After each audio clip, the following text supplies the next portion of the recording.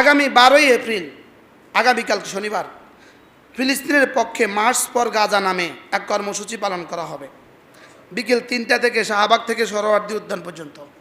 আমি বলি শাহবাগ থেকে সরোয়ার্দী উদ্যান পর্যন্ত নয়, শাহবাগ থেকে গাজা পর্যন্ত করা উচিত। পৃথিবীর প্রতিটা মুসলমান তার জীবনের শেষ রক্তবিন্দু দিয়া ফিলিস্তিনিদের সাথে থাকা উচিত।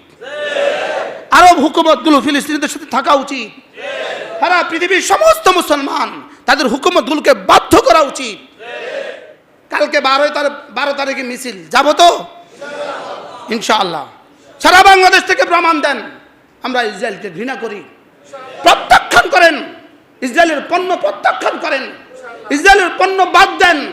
নিজে কিনবেন না, নিজের স্ত্রীকে কিনতে দিবেন না, কিনে ফেলে দিবেন না, তাহলে তো টাকা হয়ে দেওয়া হয়ে গেছে। আর আরেকজনের দোকানে আঘাত করে তাকে ধ্বংস করে দিবেন না। নিজেরটা নিজে করেন না, আরেকজনের দোকান ভাঙতে গেছেন আপনি, বুঝে নাই কথা কি বলছে। তাইলে মার্চ ফর গাজা কত তারিখ? সারা বাংলাদেশের সমস্ত দল মত নির্বিশেষে সকলেই যেন এটাকে সফল করেন। লেকিন এটা সফল করতে গিয়ে বাংলাদেশের কোনো দোকান যেন ভাঙচুর না হয়।